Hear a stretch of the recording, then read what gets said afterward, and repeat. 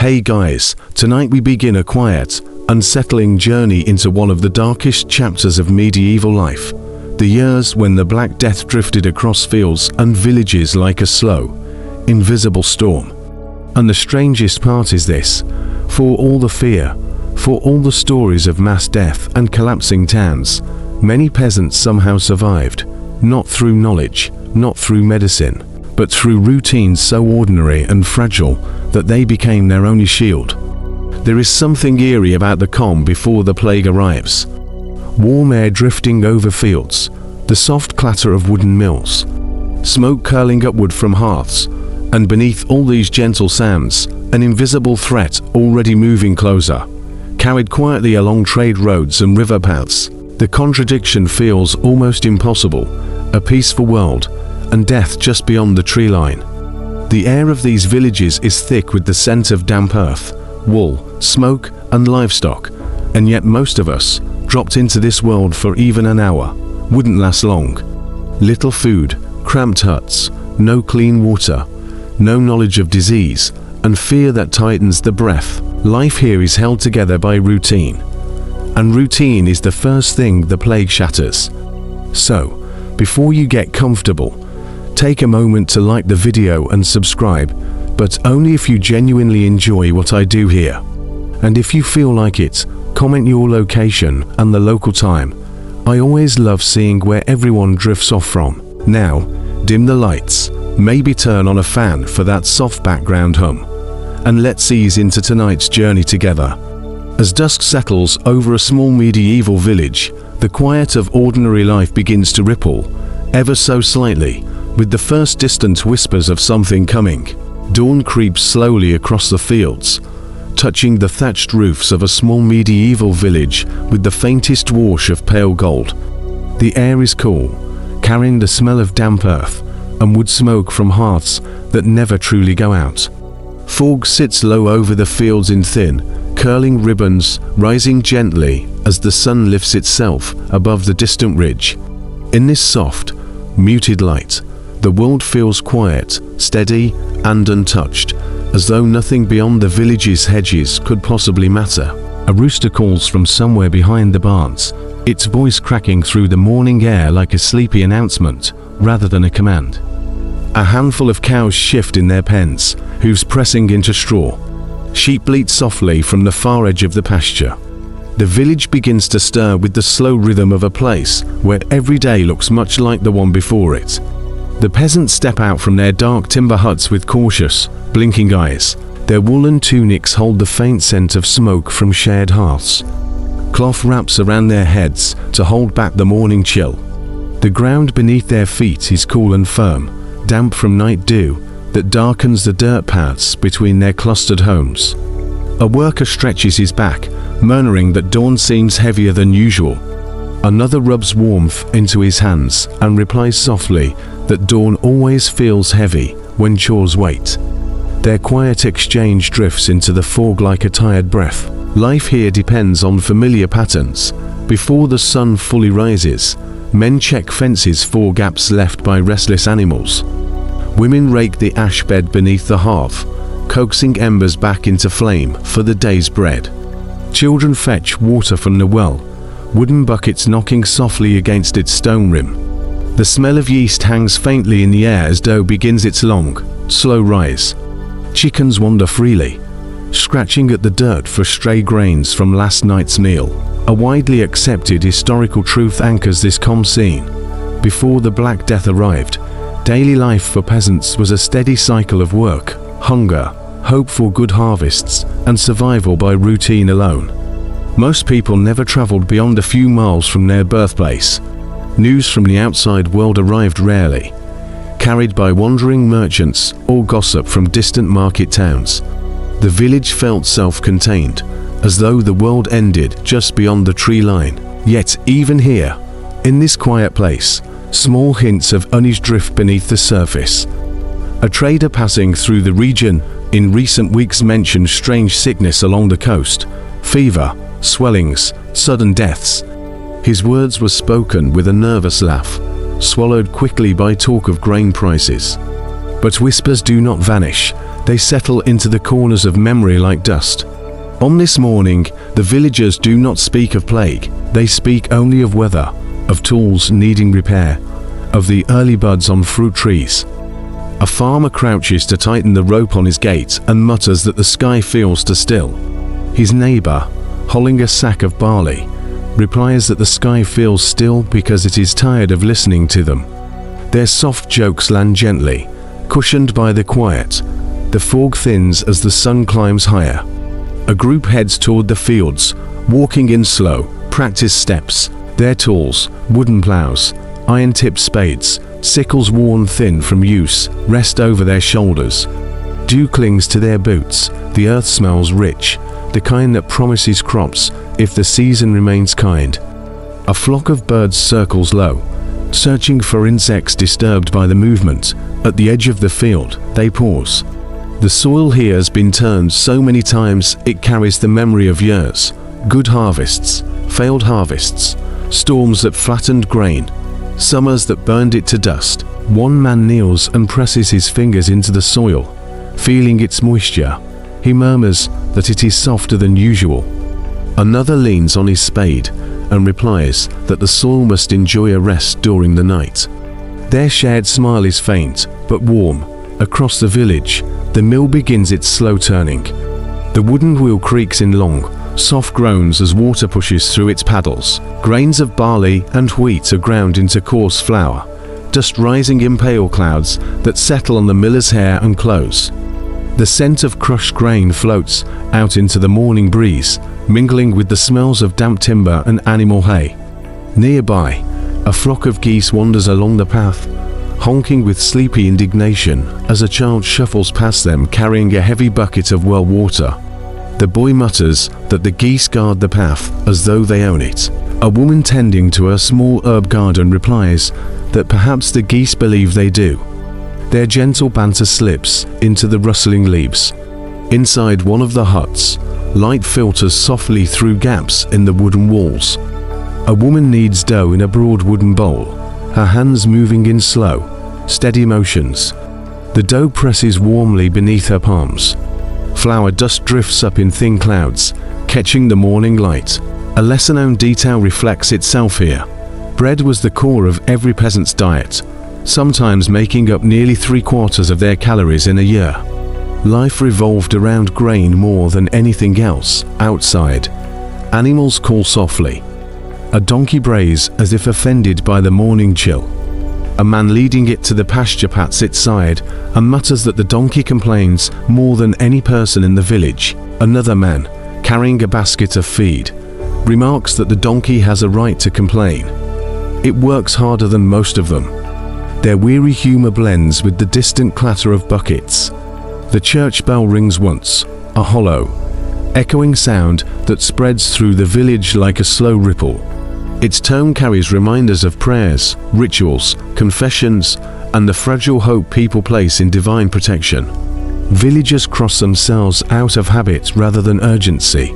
For now, the day feels safe, familiar, predictable, yet the faintest shift of wind carries something unfamiliar.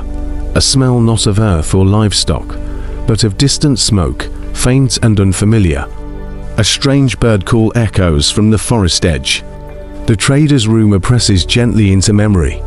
These details do not alarm anyone, not yet, but the world feels subtly altered, as though something unseen has begun moving beneath it. A disputed question remains quiet, but present. Did medieval peasants sense the coming of the plague before they understood it? Some historians argue that animals reacted strangely, that weather patterns shifted, that people felt uneasy for reasons they could not name. Others believe the plague arrived like lightning, sudden and inexplicable. Here, in this small village, the truth seems to lie somewhere in between. Calm on the surface, unsettled underneath. As the sun finally breaks the horizon fully, light washes across the fields. Workers bend to their tasks. A woman scatters grain for chickens. A young boy chases a runaway goat. A man sharpens his sickle on a stone, testing its edge with a slow swipe of his thumb. Life continues in its fragile routine.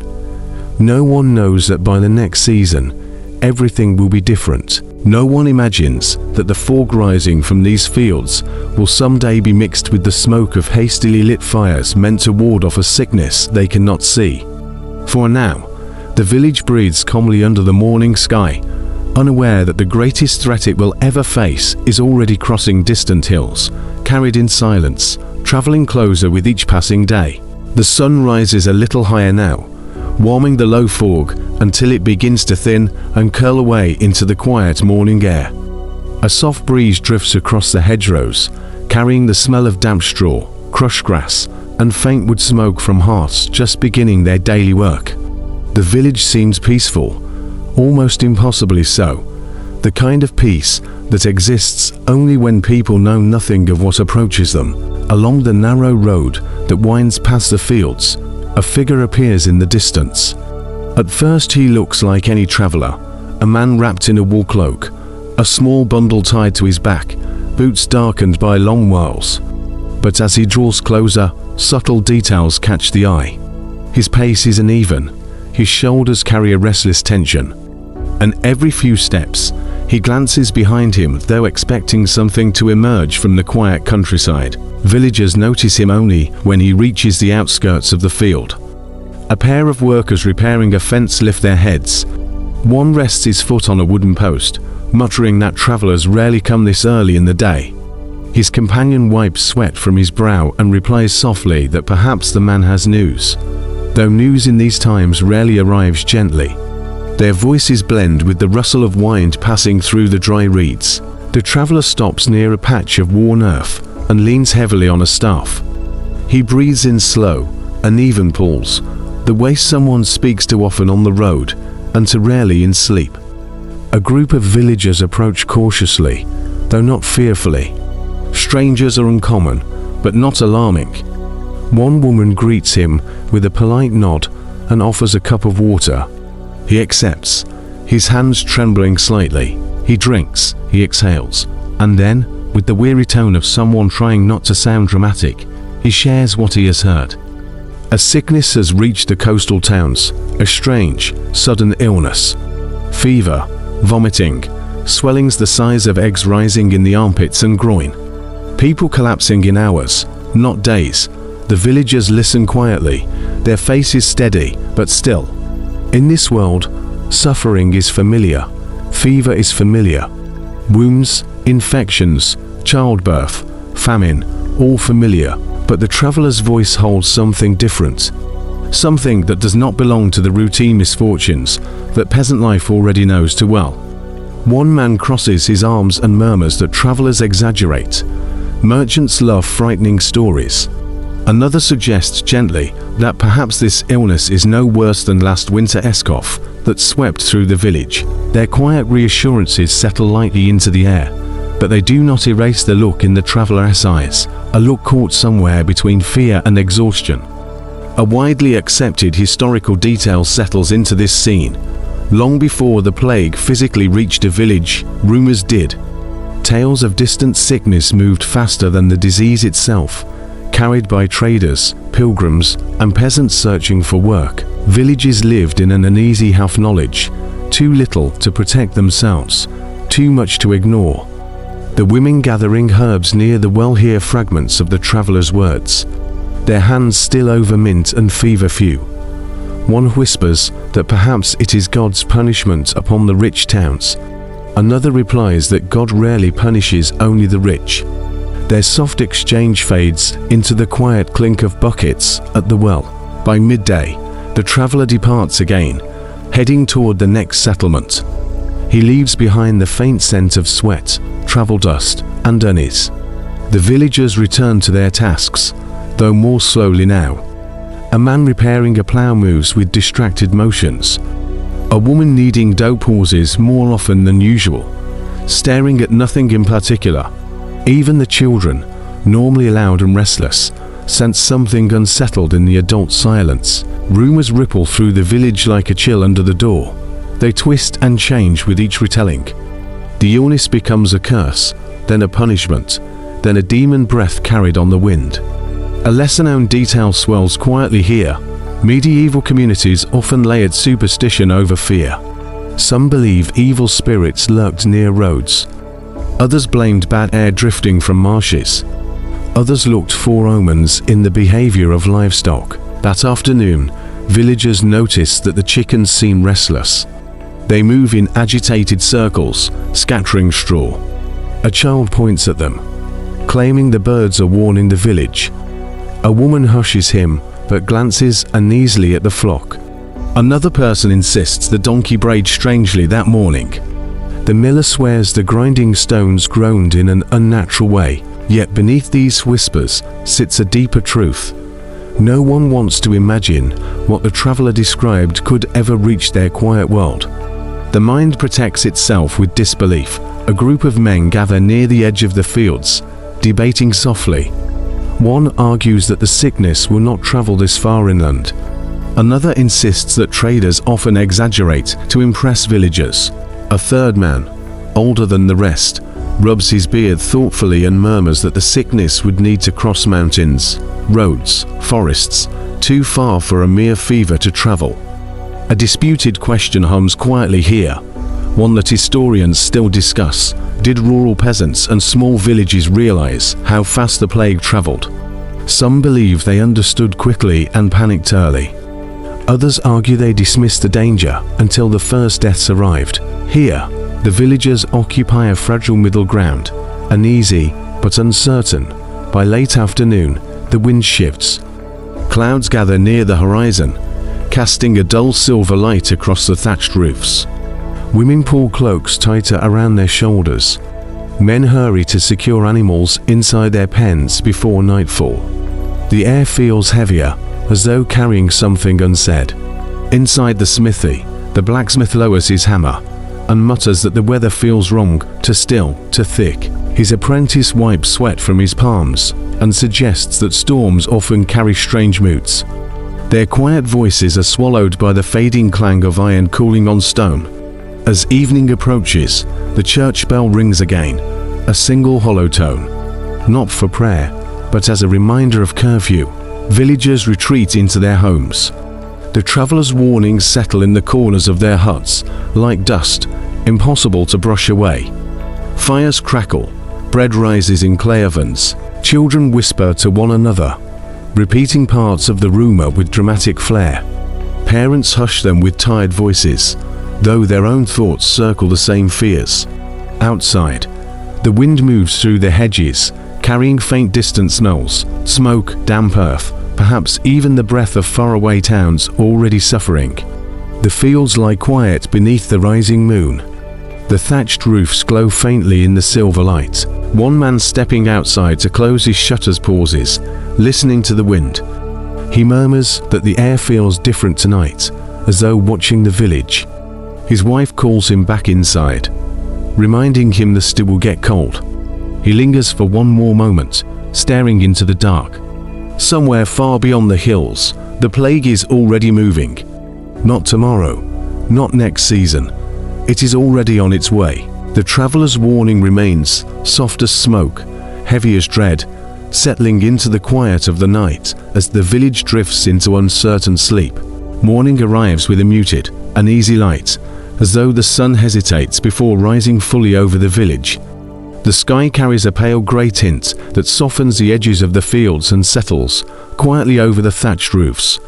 A dense stillness hangs in the air, not silence exactly, but the kind of muffled quiet in which every small sound feels strangely loud.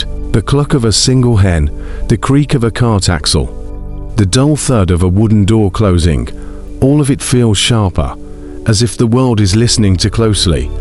A boy running toward the well is the first to notice something unusual. He slows, staring at the narrow path near the herb garden where a man sits hunched beside a fence post. The man's shoulders tremble slightly. The boy calls to him, expecting a sleepy grunt. There is no answer. The man turns his head instead, slowly, heavily, revealing a face flushed deep red, eyes watery, breath shallow. His hand clutches at his armpit, as though something beneath the skin burns. The boy freezes. He does not understand the symptoms, but he understands fear. He backs away, bucket clutched tightly in his hands, and runs to fetch an adult. Within minutes, several villagers gather. Their faces carry concern, confusion, and a growing shadow of dread. The man is known to them, a quiet laborer who worked the eastern fields. He had been healthy the day before, laughing softly at a neighbor's joke about goats refusing to stay tethered. Now his breath rattles, his skin gleams with fever sweat, and beneath his tunic, a swelling the size of a plum rises angrily at the base of his arm. A woman gasps and crosses herself. A man steps back instinctively. Another mutters something about bad spirits entering through the night air. Their voices remain soft, shaped by disbelief. This kind of sickness does not belong here, not in this quiet village surrounded by hedgerows and cattle paths. A widely accepted historical truth rests gently in this moment. The first plague victims often appeared suddenly in villages that had no warning beyond rumors. One day healthy, the next day fevered and swollen. The speed was terrifying, unnatural, and entirely beyond the villagers' understanding. A healer arrives, a woman older than most, her apron dusted with dried herbs, her hands calloused from years of grinding leaves and tending wounds. She kneels beside the man, touches his forehead, and withdraws her hand immediately from the intense heat radiating from his skin. With quiet gravity, she lifts his arm and sees the swollen mass more clearly. A single fly lands on the inflamed skin. She brushes it away, murmuring under her breath. The villagers watch her closely. Her silence speaks louder than any explanation. She asks for vinegar, for strips of linen, for a warm cloth to draw out what she calls bad humors. Her voice is steady, but her movements carry an undertone of urgency. A lesser-known historical detail lingers here. Healers sometimes attempted to lance early buboes or soften them with poultices of herbs and vinegar. The results were rarely effective, but they offered a sense of action, of purpose, in a world that understood illness through touch and smell rather than germs. A woman runs to fetch vinegar, nearly spilling it as she returns. Another tears clean cloth from an old tunic. Someone lights a small brazier. A pot of water begins to steam, filling the air with the soothing scent of damp linen, but soothing scents cannot mask the truth. The man begins to cough, a deep, wet cough that echoes through the still morning air. His breath rattles, his eyes glaze. The healer lifts his chin to examine his neck, and another swelling reveals itself, red and angry. She exhales slowly through her nose. One of the men asks, in a low voice that barely holds itself together, whether this could be the sickness the traveler mentioned. No one answers at first. The question hovers between them like a dark bird circling the field. Finally, the healer speaks, quietly, firmly. It may be. The words fall like stones into water. A woman covers her mouth with both hands. A man takes 2 steps backward. A child peeks from behind his mother's skirt, eyes wide, sensing the shift in the adult's breath. Even the chickens in the yard seem to hesitate, their soft calls turning uncertain. A disputed historical question lingers here. Did villagers recognize plague from its very first appearance? Some suggest they associated swellings with familiar fevers and infections. Others argue the suddenness of symptoms was unmistakable. In this small village, the truth emerges slowly, through silence, through fear, through the healer's steady hands trembling ever so slightly as she wipes sweat from the man's brow. As she works, villagers whisper. One claims the sickness comes from bad air, a miasma rising from swamps. Another swears it is punishment for sins. A third insists it came with the traveler, carried in his cloak or breath. Their fear shapes superstition, and superstition shapes fear in return. A soft joke arises, barely audible, from a man trying to steady himself. He mutters that if the sickness is truly carried through the air, then the chickens should have caught it first. Another replies, equally softly, that the chickens probably have stronger wills than any of them. Their humor is thin and fragile, but it floats for a moment above their dread, easing the tension in the air like a small lantern lit in deep fog. The healer presses a vinegar-soaked cloth to the swelling. The man groans, His head turns toward the sky, eyes unfocused. His chest rises and falls in terrified, uneven spasms. The villagers know, though none dare say it aloud, that this is not an ordinary fever. The morning grows warmer, the fog lifts. Birds call faintly from the hedgerows. The world tries to behave as though nothing has changed. But in the center of the village, in the shadow of the healer's trembling hands, the first case lies gasping on the ground, a quiet warning that the rumors were not exaggerations and the storm has finally reached them. The first sick body has appeared, and nothing in their quiet world will be the same again. The morning deepens slowly, but the village feels caught in a strange, suspended moment, as if time itself hesitates, listening to the ragged breaths of the sick man near the fence. The sun climbs higher, warming the soil and thatched roofs, yet an unnatural chill seems to settle over the people gathered around him. They exchange glances that say more than words ever could. Something has arrived, something no one knows how to name without trembling. The man on the ground groans, rolling slightly as a wave of pain passes through him. His skin glistens with sweat, his tunic sticks to his chest. The swelling under his arm has grown, darkened, straining the skin around it. A foul smell rises, faint but unmistakable, a mix of fever, decay, and something sharper, almost metallic. The healer kneels closer, keeping her face turned slightly away. She has smelled fevers before, wounds, infections, but not this. This scent carries a weight that feels wrong, as if the illness has a shape, a presence. A woman near the well hides her apron to her nose, murmuring that the air itself feels spoiled. Another nods, whispering that sickness must travel in foul smells, a long-held belief. Their voices tremble, their eyes darting toward the man as if afraid even to look straight at him. A widely accepted historical truth rests heavily in the scene. Medieval people believed deeply in miasma, the idea that bad smells were themselves the carriers of disease. Where the air stank, danger lingered, and here, the air thickens with a scent that sends a quiet shiver through every passerby. A few brave villagers step forward with cloths soaked in vinegar, holding them over their mouths, hoping the sharp scent will guard them. The healer mutters instructions in a low voice. She tells them to burn rosemary and juniper, to push back the poison air. A young boy runs to fetch dried herbs. When he returns, he pours them into a clay dish and strikes a spark over it. Smoke curls upward in pale threads, carrying a crisp, pungent aroma that drifts unevenly through the crowd. It helps, a little, not in medicine, but in spirits. The man's breathing worsens. His cough deepens, rattling like stones rolling inside his chest. A dark stain appears near his collarbone, another swelling forming beneath the skin. A woman gasps, another crosses herself quickly. A third mutters that the devil has placed his hand on this man.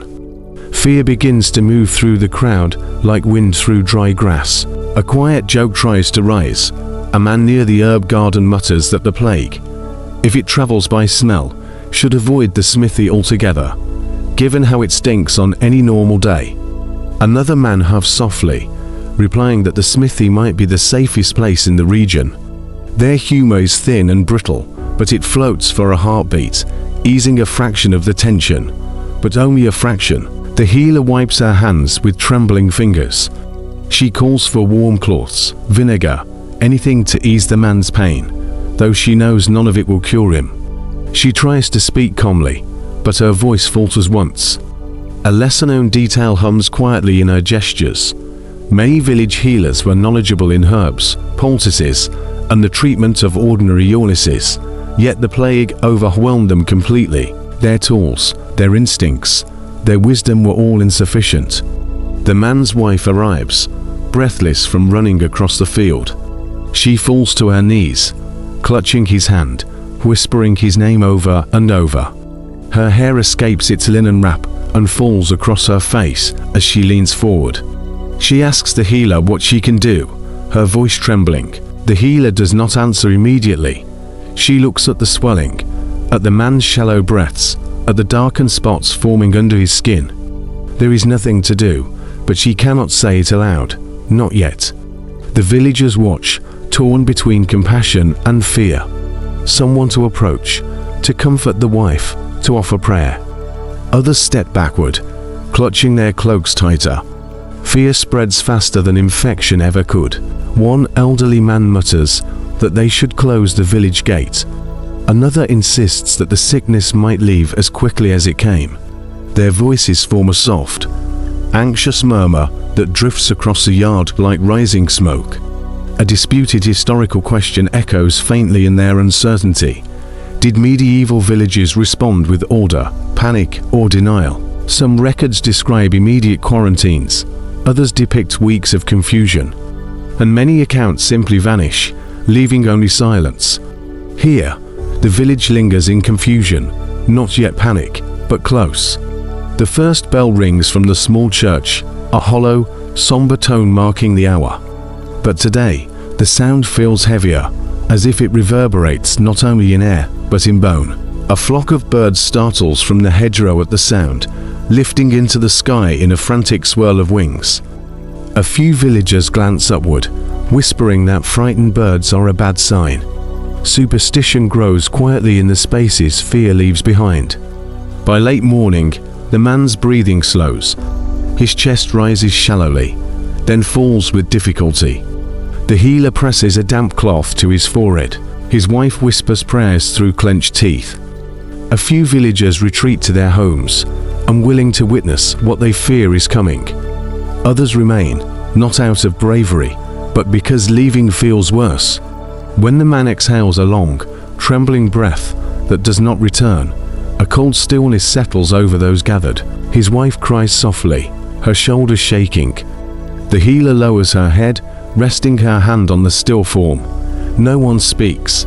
The village stands in a fragile silence, as though afraid that any sound might stir the plague awake. The smell of smoke from the burning rosemary thickens. A soft wind brushes through the grass, carrying with it the sharp scent of herbs, the faint smell of fever, and something else, something unfamiliar, unsettling, impossible to name. A young girl standing near the well whispers that the air feels alive. No one corrects her, because for the first time, the villagers feel it too, a sense that something has entered their world, something that will not leave quickly, something that will test every part of their fragile routines. The air shifts, fear settles, and the first death begins its quiet ripple through the village. Evening descends slowly, and the village settles into a hush that feels heavier than the fading daylight itself. The air, which had carried the warmth of the sun only an hour ago, now cools with unsettling sharpness. Smoke drifts lazily from hearths, winding upward through the still sky in thin, wavering lines. Children pull close to their mothers. Dogs stay unusually quiet, lying near the door frames with ears lowered. Something in the rhythm of daily life has shifted, subtly, but unmistakably. The man who died earlier remains where he fell, his body covered with a rough wool blanket.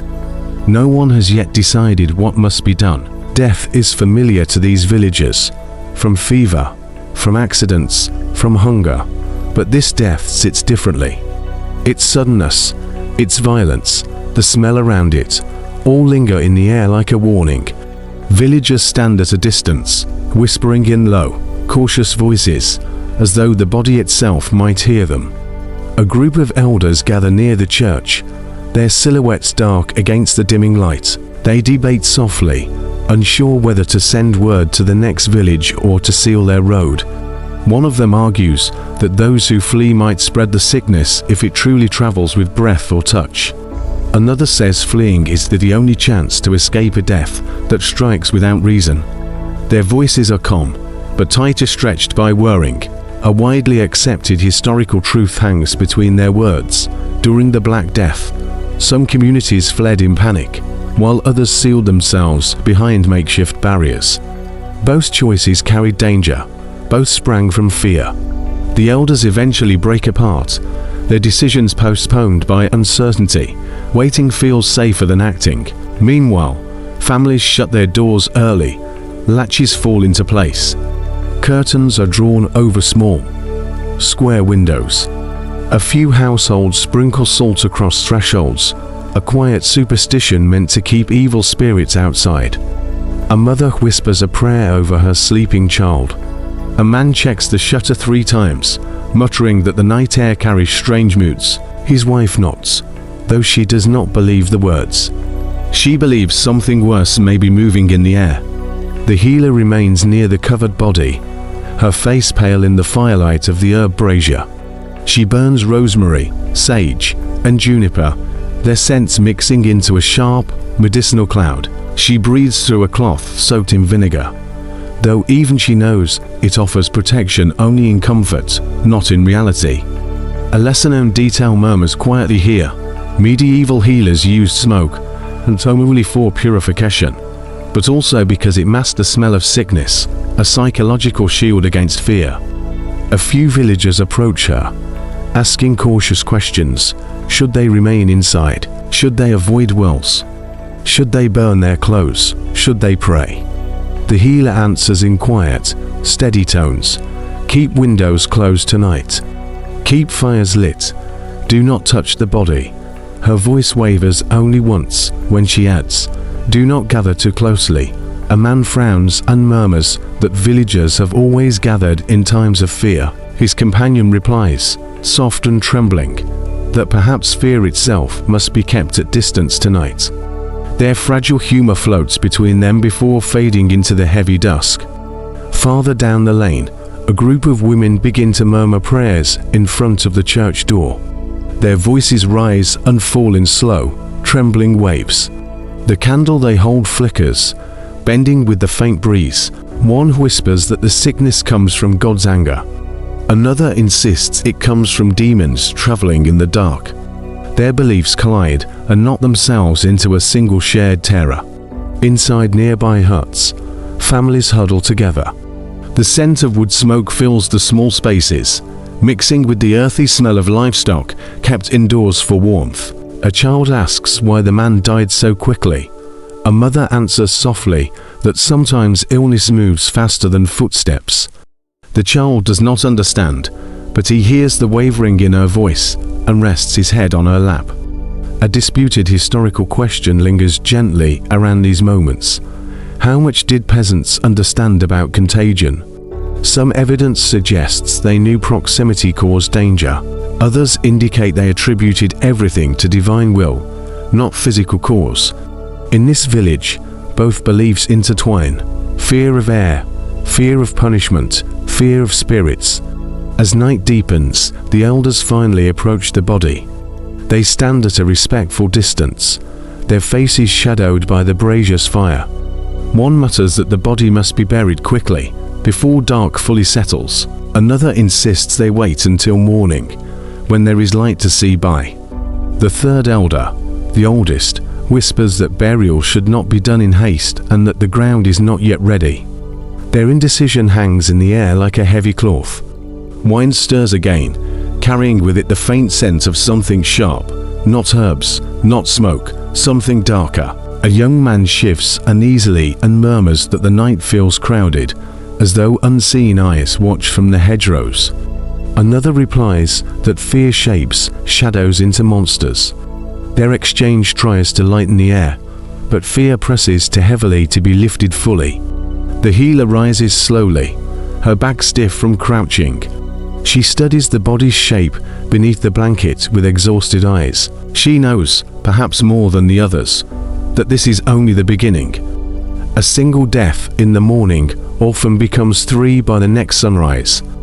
A cough unnoticed today may become a fever tomorrow. A soft joke escapes from a nearby villager, though his voice trembles. If the plague must come, may it at least knock politely. Another mutters back, it never knocks. It simply enters. Their fragile humor settles like dust over anxious hearts. The last light vanishes. Darkness spreads across the fields, turning the world into a quiet, uncertain space. Doors close, candles dim, silence deepens, and the villagers lie awake in their beds, listening to the night's smallest sounds: wind against wood, animals shifting, the faint creak of rafters, each noise a possible omen. Fear hangs thick in the air, thicker than fog, heavier than night. And in the farthest hut, someone begins to cough. Night thins slowly, peeling back from the village like a dark cloth lifted with hesitant hands. A pale, uncertain dawn pushes through the low clouds, spreading a muted grey light across the thatched roofs. The air feels heavier than usual, thick, dense, as though the world has absorbed too many worried breaths. Doors remain shut longer than on any ordinary morning. Smoke rises slowly from only a few chimneys. It is a morning shaped less by routine and more by caution. When the villagers finally emerge, they do so in small, hesitant groups. Voices are quieter, steps are slower. Eyes linger on the house where coughing was heard in the night. No one speaks of it directly, but the knowledge hangs among them like mist. The elders stand near the narrow entrance path that leads into the village. A wooden beam lies across the road, an improvised barrier meant to keep travelers out, or, perhaps, to keep fear inside. The barrier is symbolic more than strong. A determined passerby could step over it easily. But symbols often hold more weight than wood. A widely accepted historical truth rests here.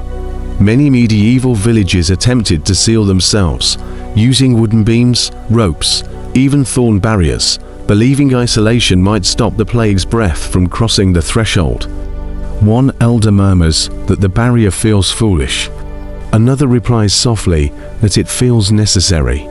The third, with tired eyes, says nothing at all. The healer approaches, her apron smelling of smoke and herbs. She carries a small clay pot of burning rosemary, its scent sharp and cleansing in the cold morning air. She breathes through the rising smoke and advises others to do the same.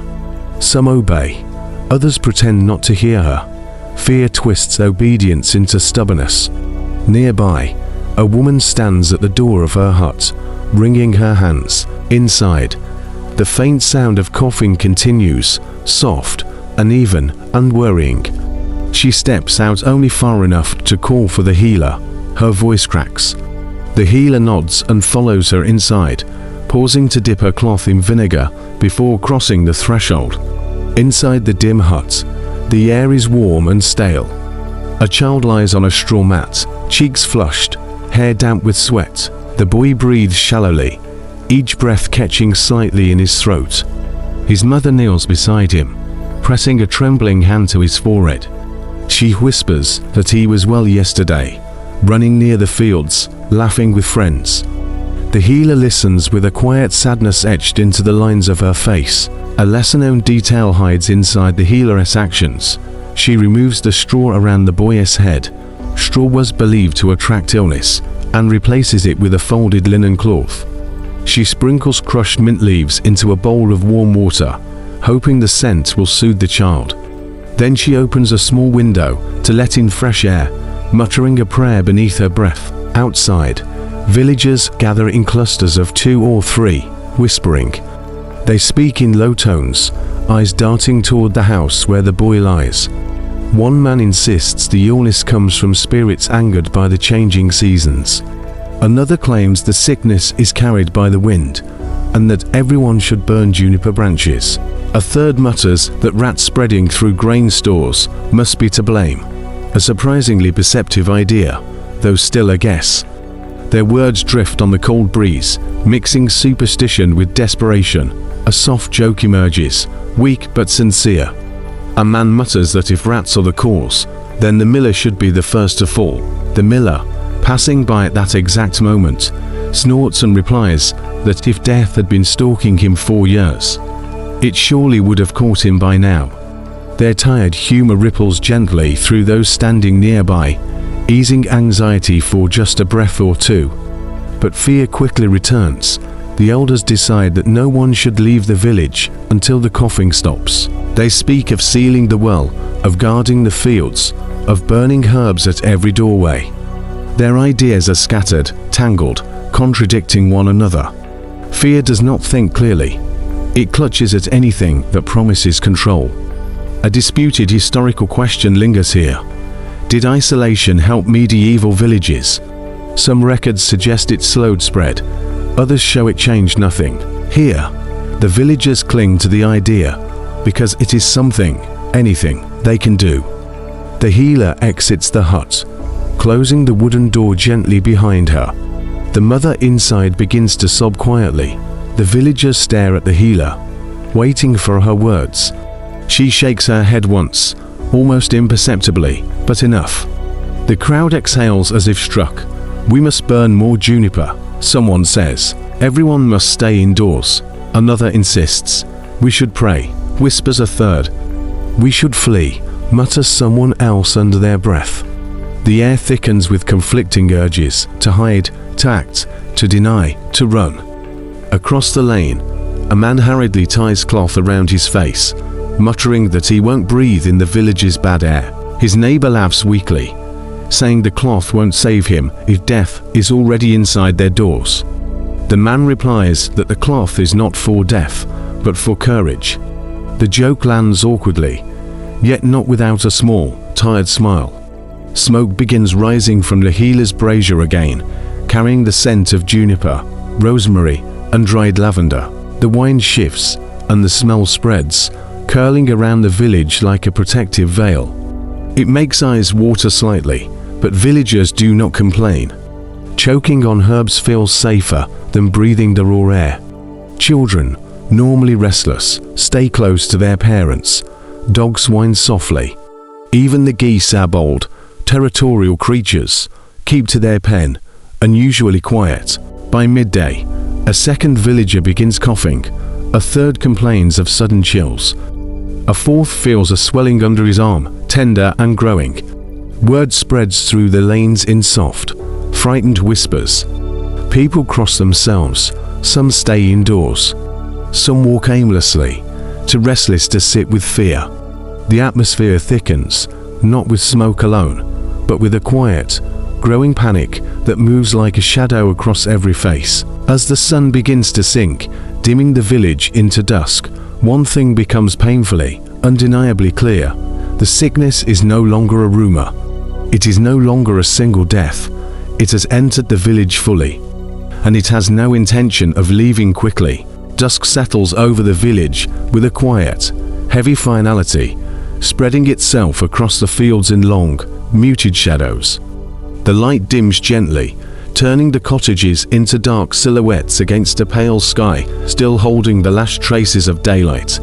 Normally at this hour, the lanes would carry the earthy sounds of returning workers, the scrape of tools, the lowing of cattle, the gentle clatter of pails swinging from tired hands. But tonight, the rhythms falter. Work has not filled the day as it should. The fields lie half-tended. The animals lie restless in their pens, and the people move with a strange, uneasy slowness. The air feels different, thicker, as if carrying the weight of the village's collective breath.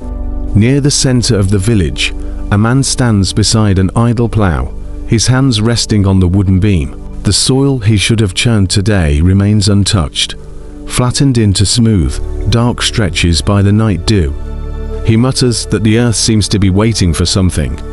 Another worker, leaning on a fence post, replies that perhaps the soil has grown polite and chosen not to bother anyone during troubling times. Their soft humor flickers briefly, like a spark rising from a dying fire. The farm animals sense the change. A cow moans softly, shifting uncomfortably on its tether. Goats bleat with unusual urgency. Chickens hop nervously from perch to perch, feathers ruffling in sharp, uneasy bursts. A lesser-known detail lingers here. Animals often reacted before humans could articulate danger. Medieval peasants noticed, though they rarely knew what to do with that knowledge. Some whispered that animals saw spirits. Others insisted they smelled sickness on the wind. Inside huts, shutters remain closed despite the lingering heat. Candlelight slips through cracks in the wood, casting thin bars of gold across the dirt lanes. Families sit together on benches and beds of straw, their faces lit softly by flame. Conversations are quiet, cautious, edged with a fear that keeps voices from rising. The smell of stewing cabbage, old broth, and baking bread usually fills these homes at dusk, but tonight the scents feel muted, as though steam rises more reluctantly. A widely accepted historical truth rests in this moment.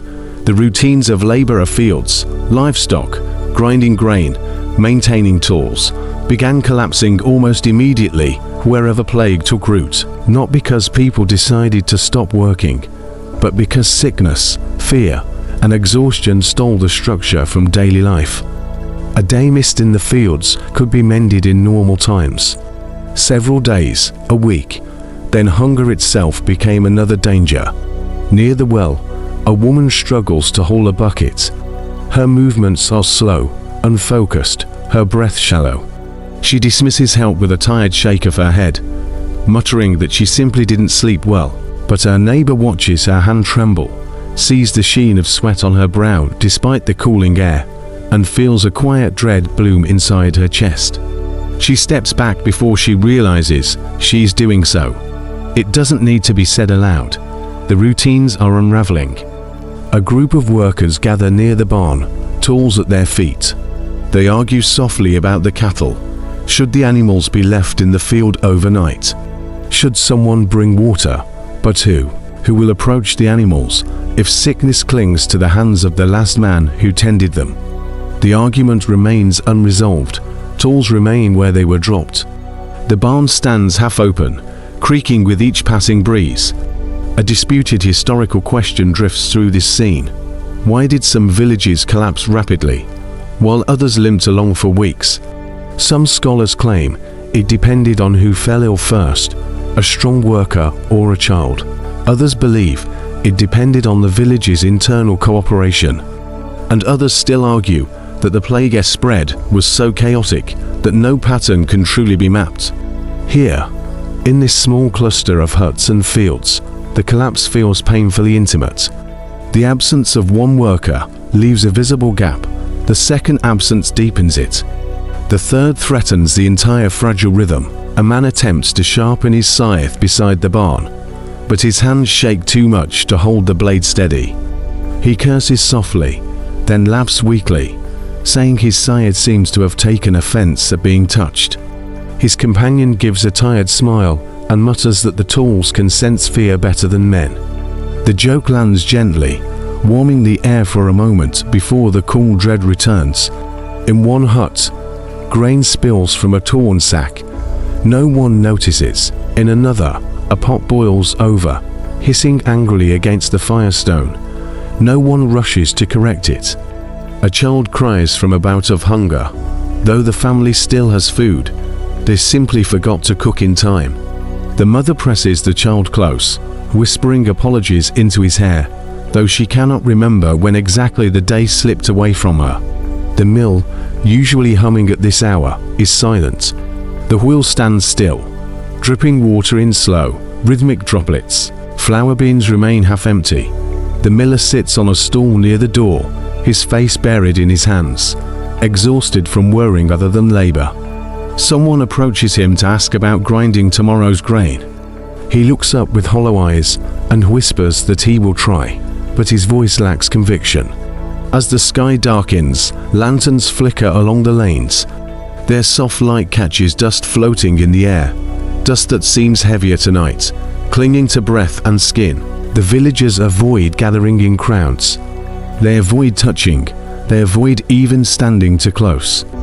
A quiet tension threads between them, as though each person carries an invisible boundary around their body. The healer walks slowly between cottages, checking on those she fears may be hiding early symptoms. She carries her brazier, the smoke trailing behind her like a ghostly veil. Her face is lined with fatigue, and her eyes reflect both determination and helplessness.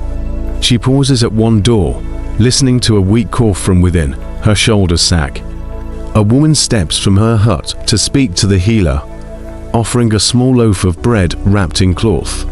The healer accepts it with gentle gratitude. The woman murmurs that her family cannot eat much tonight. Fear crushes appetite. The healer replies softly that a quiet stomach is nothing compared to a quiet village. Their exchange ends with a weary nod. The fields around the village lie dark and unfinished. The rows of barley are unwatered. The fenced pastures are uninspected. The animals shift anxiously, sensing neglect. A quiet sigh passes through the earth itself, as though the land grows uneasy under the weight of disrupted routine. And as night finally presses fully against the village, one truth settles like cold dew on every roof. Life is beginning to slip out of its familiar shape. The work that defined each day falters. The hands that once shaped routine tremble. The breath of the village grows shallow, uncertain. And in the stillness, somewhere behind shuttered windows, another cough begins. Morning rises slowly, like a weary hand lifting a heavy curtain. Light drifts into the village in pale, washed-out strokes, touching rooftops, fences, and fields with a muted glow. The air is colder than expected for the season, and it clings to skin with an unsettling heaviness, as though even the weather hesitates to enter fully into this place where fear now lives openly. Smoke from early hearths rises in thin, reluctant spirals, flattening quickly against the low clouds. The healer is already awake, crouched beside her dwindling supply of herbs. Her hands move with the practiced calm of someone who has long lived between sickness and health, between hope and resignation.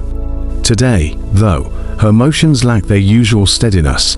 The bundles of rosemary feel lighter than they should, the jars of dried mint look emptier, and the entire village seems to press inward around her, as if its breath rests on her shoulders.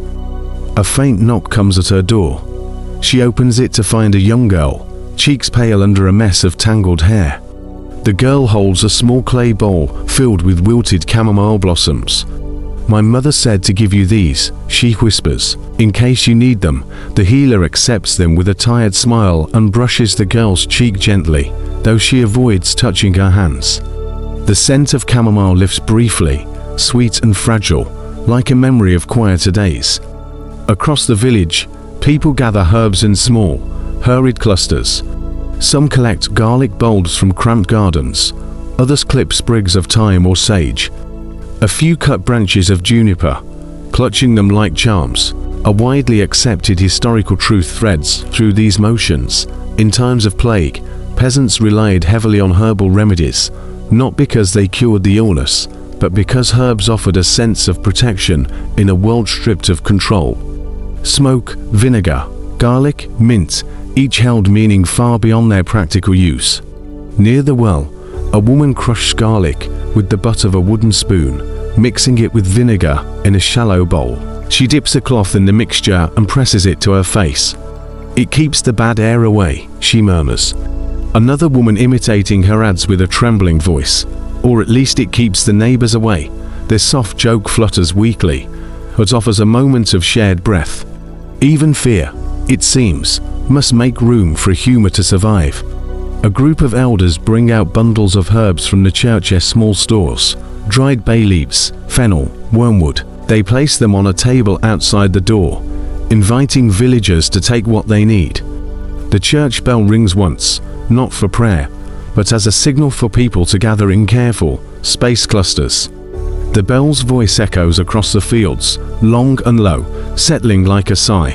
The healer stands near the herb table, explaining how to burn rosemary to cleanse the air, how to boil mint leaves to ease a cough, how to mix vinegar with crushed sage to soothe swelling.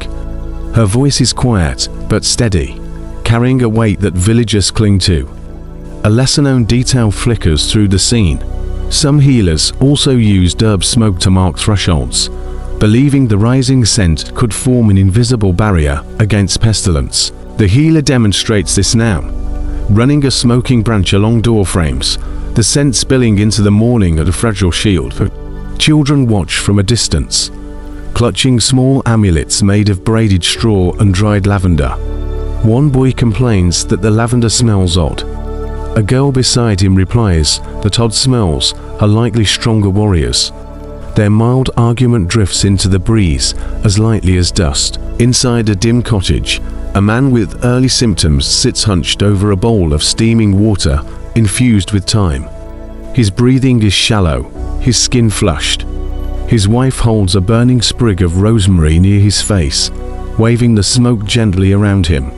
She murmurs prayers under her breath, mixing ritual with medicine in the seamless way peasants often did. The scent thickens the air, bitter, green, slightly sharp, A disputed historical question nods quietly here. Did herbal smoke help at all? Some argue it made the air less suffocating, easing symptoms slightly.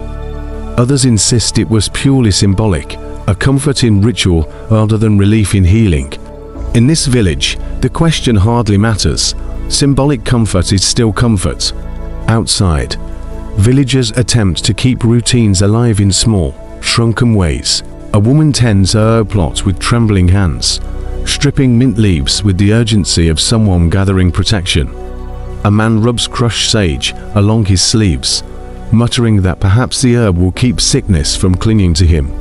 Another soaks a cloth in vinegar and ties it around his neck, grimacing at the stink. His companion comments softly that the smell is so strong the sickness might flee out of sheer courtesy. The joke earns a thin, weary smile.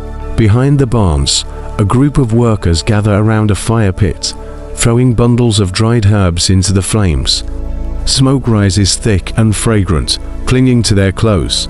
They stand close to the fire, breathing deeply, as if trying to draw safety into their lungs. The fire crackles quietly, each pop echoing in the stillness.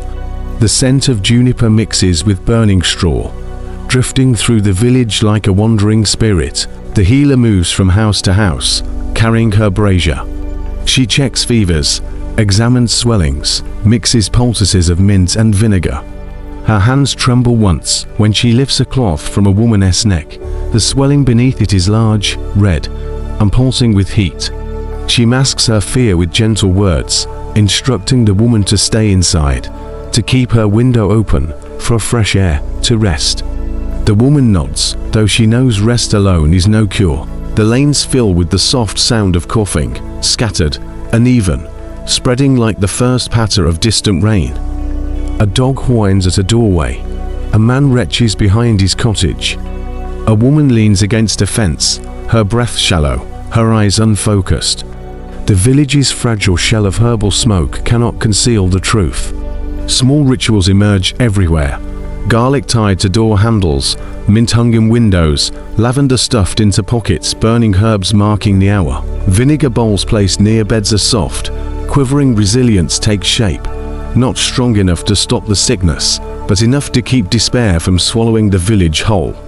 As the afternoon light thins into a muted gold, the healer pauses in the lane, smelling the mixture of smoke, herbs, vinegar, and fear. She looks over the village, the trembling hands, the shuttered windows, the desperate rituals, and lifts her brazier slightly, as if lifting a torch against a rising tide. And yet, beneath the smoke and the prayers, beneath the herbs hanging from rafters and doorposts, the sickness continues its quiet, relentless work. Herbs can soothe, herbs can mask, herbs can comfort. But herbs cannot stop the night that is coming. Night gathers with a slow, creeping softness, dimming the village into a muted landscape of lamplight and shadow. The air cools sharply after sunset, settling over rooftops with an almost physical weight. Smoke from the herb fires lingers in low clouds, drifting between cottages like pale, restless spirits. It clings to wool, to hair, to skin, a faint reminder of all the desperate hands that fed juniper and rosemary into the flames throughout the day. Inside the church, a single candle burns near the altar, flickering against the carved wooden beams overhead. Its light trembles with each subtle movement of air, stretching long shadows across the stone floor. A few villagers kneel here in silence, hands clasped, foreheads pressed to callous knuckles. Their prayers come not as words, but as breaths, soft, shaky, uncertain.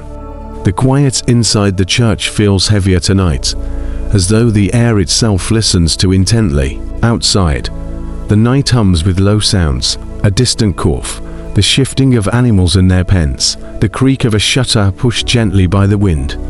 The healer moves slowly through the lane, carrying her brazier, its smoke rising in thin lines.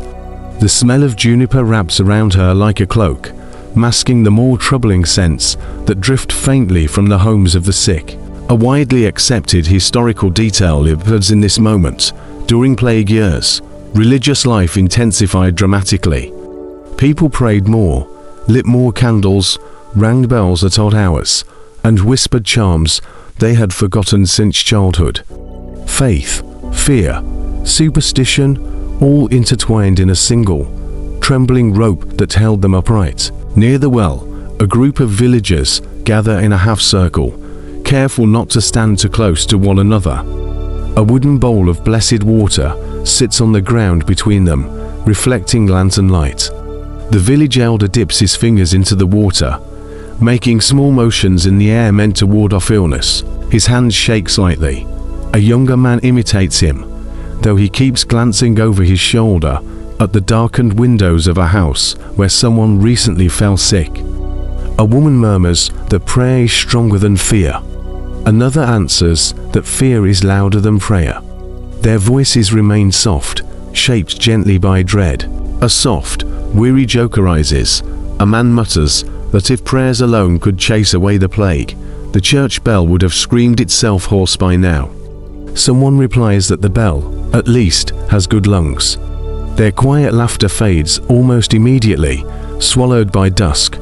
Inside one hut, an elderly woman sits near the door, stringing beads of small seeds and dried lavender onto twine. She mutters an old charm under her breath, one her grandmother taught her, meant to protect sleepers from wandering spirits. A child sits beside her, wide-eyed, watching her hands move. Will it help? He whispers. She pauses, touching his cheek gently. It helps to hope, she answers. Hope, more than magic, fills the room for a moment. Outside, someone lights a lantern and places it on a windowsill. Another villager hangs a charm of twisted straw above a door frame. A third burns a small bundle of sage near the threshold, letting the smoke drift out into the lane. These little rituals feel fragile, improvised, but they layer themselves across the village like thin blankets against an approaching winter. A disputed historical question floats within this evening ritual. Did medieval villagers truly believe charms protected them, or were these acts simply ways to soothe fear? Some scholars insist they believed fully. Others argue the charms were gestures, a way to hold despair at bay. In this village, belief and need blend together until they become indistinguishable. Along the outer cottages, the healer enters a hut where a woman lies on a straw bed, her skin pale except for the flush of fever burning beneath it. The woman's breaths come short, shallow, uneven. A bowl of steaming water sits beside her, filled with mint leaves meant to ease her lungs. The healer adjusts the cloth on her patient's forehead and murmurs a prayer quietly, almost reflexively. The woman's husband watches from across the room, hands clasped, knuckles white. He asks the healer if the swelling will shrink, if the fever will break, if herbs or prayers will help. The healer pulls the blanket gently up to the woman's chin. She answers softly, "We do what we can." It is neither comfort nor refusal, only truth. A lesser-known detail rests quietly here. Many healers felt deep guilt during plague years, believing they had failed their community whenever someone died. Their knowledge, passed through generations, faltered against an illness unlike any they had known. Tonight, the healer's eyes carry that unspoken weight. Back in the lane, villagers gather in small clusters, talking in hushed voices. Some hold candles cupped in their hands. Others whisper charms into the darkness. A man ties a piece of red cloth around his wrist, believing it keeps death away. His neighbor watches, and then awkwardly ties a similar cloth on himself, unwilling to be left unprotected. Their gestures are small, but they reveal a tremor of shared fear. The church bell rings once more, a hollow, trembling note that slides through the village like a slow breath. People pause, heads bow, a few cross themselves hurriedly. The night grows darker around them, shapes blending into shadows. A child asks his mother why the bell rings so strangely. She kneels beside him, smoothing his hair, and whispers, "Because the church asks God to watch over us." But her eyes whisper something else entirely, fear that even heaven may not hear. The sky deepens into ink-black darkness, stars appear, faint and scattered. Lantern light flickers across the dirt lanes. The herb smoke thins, but lingers, clinging to skin like a second layer. And through the quiet of the night, more coughing begins. Here, there, hidden behind thin walls, growing, the village, wrapped in charms and smoke and whispered prayers, waits in breathless silence for dawn, hoping, desperately, that it will bring relief, but dawn is still many hours away. Dawn arrives without enthusiasm, slipping into the village as a thin wash of color barely bright enough to soften the edges of the fields. The sky holds a muted, uncertain light, the kind that makes everything appear slightly blurred, as though the world itself hesitates to reveal the full extent of what the night has left behind.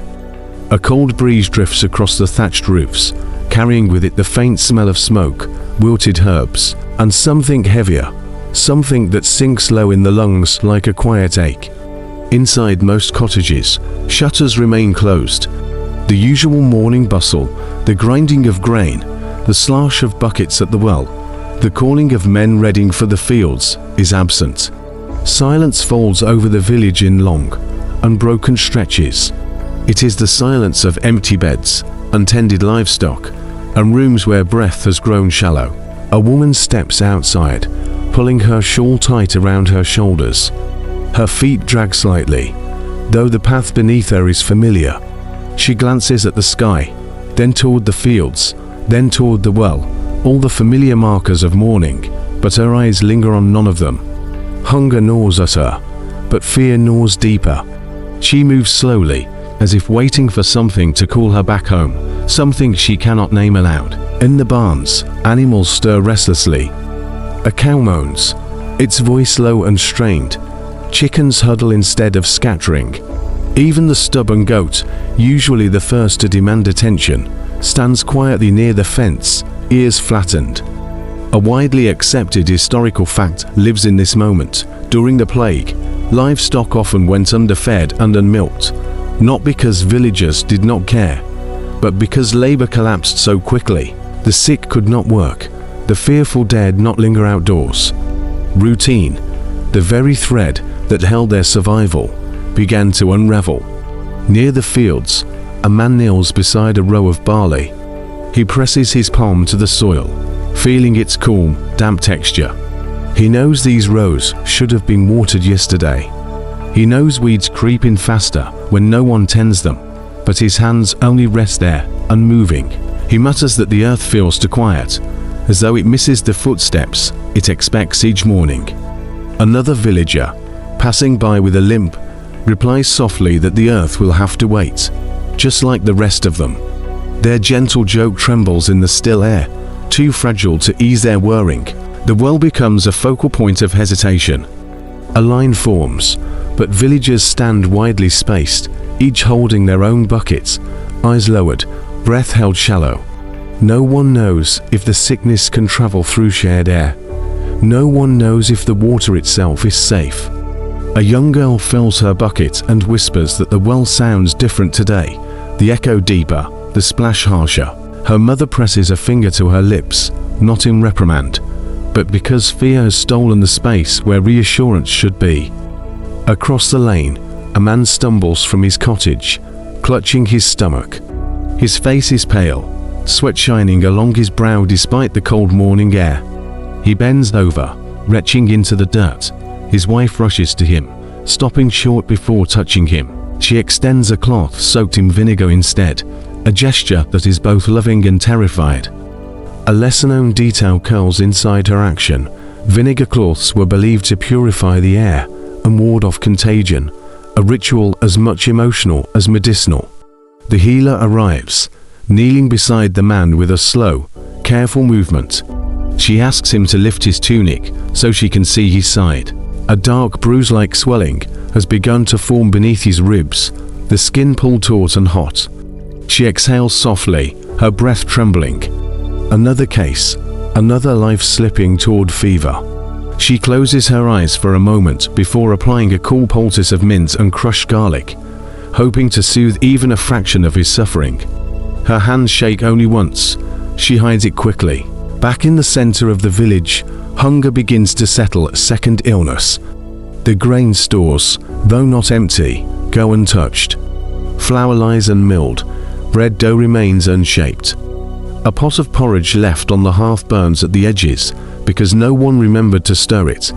The smell of scorched grain curls into the air, bitter and heavy. A child whimpers at the scent, placing a hand over his small stomach. His mother lifts him, murmuring apologies, as though she is the one who burned the porridge, when in truth, fear burned it long before the fire did. A quiet, weary joke surfaces.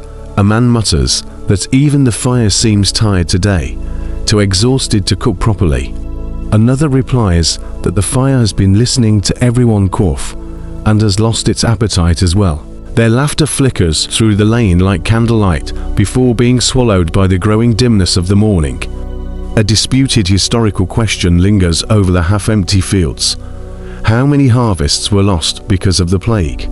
Some records suggest whole regions starved after labor collapsed. Others claim that while fields suffered, communities managed to survive on reserves, charity, or desperate improvisation. In this village, the truth lies in the hollow way people move, slowly, cautiously, as though each step costs more strength than they can afford. The elders gather again near the church, their discussions hushed and tense. One insists that fields must still be tended, or the winter will bring starvation worse than plague. Another refuses, arguing that no grain matters if half the village is buried by week's end. The argument loops in circles, neither side yielding. Leadership falters in the quiet pressure of uncertainty. A woman sits near her door, peeling a small onion, one of the last stored from the previous year. Her knife moves without rhythm, the skin flakes off in pale curls. She wipes her eyes not from the onion, but from exhaustion. Her husband approaches, asking if she needs help. She shakes her head slowly. "I don't know what to do," she whispers. He touches her shoulder gently, though he keeps his face turned away to avoid her breath. Even love must bend to fear. The village feels hollow, as though light moves around it rather than through it. Hunger gnaws, but dread gnaws harder. Work collapses, tools lie untouched, bread goes unbaked. The fields lie waiting, patient yet growing thirsty, and inside the cottages, more coughing begins, soft at first, then sharper, spreading like embers catching dry straw.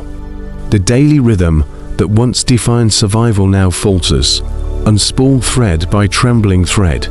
Routine is broken, work is broken, and the village, caught in silent fear, waits for a dawn that no longer brings comfort.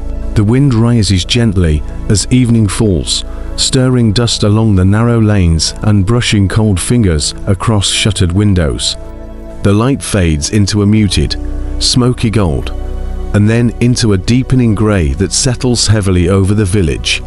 Night used to bring quiet comfort, a time for stories, for bread cooling on wooden boards, for the warm glow of hearths. Now it feels different, heavier, more watchful, as though darkness itself has begun taking attendance.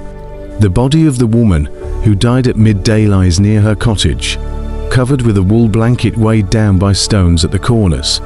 No one has yet found the courage to move her. The blanket shifts slightly in the evening wind, and several villagers step instinctively back, as if the mere motion released something into the air. The healer stands nearby, hands clasped before her, head bowed. She prays silently, though the words tremble at the edges. A few elders gather, murmuring in low tones about what must be done. In ordinary times, a burial would happen quickly and with ritual, incense, holy water, the slow tolling of the church bell, the digging of a grave in familiar earth. But these are not ordinary times. They fear the body. They fear the illness that might cling to it. And they fear touching the dead almost as much as they fear leaving them unburied. A widely accepted historical truth rests here like a stone. During the plague, traditional burial rituals collapsed. Corpses were burned, buried in shallow pits, carted away in groups, or left outside until someone found the strength or desperation to move them. Dignity became a luxury few could afford. One elder suggests burning the body to keep the sickness from spreading. Another winces and says quickly that fire is too harsh a fate for a woman who lived kindly.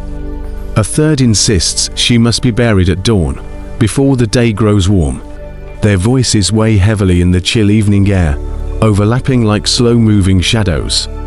A dog whines softly from beneath a porch, ears pressed flat. Somewhere in the distance, a crow caws once, sharp, echoing, unsettling. A woman near the well claims the sound is an omen. Her neighbor, voice wavering, jokes that the crow probably wants dinner like the rest of them. The humor is thin, but it flickers warmly for a heartbeat before dissolving into the creeping cold. At last, a decision is made. A small group of villagers, all wearing cloths soaked in vinegar, approach the body. Their hands tremble as they lift the blanket, careful not to let it shift too close to their faces. The smell rises quickly, a sour, heavy scent of fever and stillness. They swallow hard, breathing through cloth. The healer warns them to hold their breath when lifting the body. They nod, though fear has already tightened their lungs. The blanket is tied with rope. The body is lifted. One man coughs as the weight settles onto his shoulders. Another whispers a prayer. They carry her slowly toward the edge of the village, where the burial ground lies beneath a cluster of leaning willow trees. Each step feels heavier than the last. A disputed historical question whispers through their movements. Were bodies buried individually or in mass pits during the early days of plague in small villages? Records conflict. Some show hurried single burials. Others describe trenches dug in haste. Here, in this village, tradition lingers stubbornly. One grave, one person, until they no longer have the strength. The burial ground is quiet except for the rustle of willow leaves. The men place the body beside a shallow grave, hastily dug that afternoon by villagers too frightened to stay long. The earth around it is damp, dark, and cold. A small oil lamp flickers beside the hole, light trembling with each breeze. The healer kneels and sprinkles rosemary over the blanket, murmuring a prayer that blends herbs with hope. The villagers bow their heads. The woman's husband stands back, too stunned to move closer. His face is hollow, his hands shaking. A neighbor tries to place a comforting hand on his shoulder, but hesitates to brief, heartbreaking pause before touching him lightly, as though even grief might carry contagion. As the first handfuls of earth fall upon the blanket, the wind shifts. A cold gust sweeps across the burial ground, lifting dust into the air. One man mutters that even the wind grieves tonight. Another replies softly that the wind simply wants to be anywhere else. Their quiet humor, fragile as ash, floats briefly above the solemnity. By the time the grave is filled, darkness has deepened. The lamp glows faintly over the mound of fresh earth. Crickets chirp hesitantly from the tall grass. A few villagers linger, whispering prayers, touching the earth with trembling fingers. Then, one by one, they retreat into the night. But the bodies do not end with the day. In the cottages, others lie fevered. Some cough through the walls. Some grow delirious. Some fall silent. And with each passing hour, another family faces the question the elders feared most: how to bury the dead when the dead begin to outnumber the living hands. The healer returns to her hut, clothes heavy with smoke and sorrow. She removes her apron, folding it carefully, though her hands shake. A small dried lavender charm falls from her pocket. She picks it up slowly, staring at it before setting it beside her brazier. Outside, the wind pushes softly against the shuttered windows, and somewhere, behind one of them, someone begins to scream. Night stretches long over the village, an uncomfortable stillness settling like a heavy blanket. Even the wind seems hesitant now, moving only enough to rattle the shutters and stir loose straw along the lanes.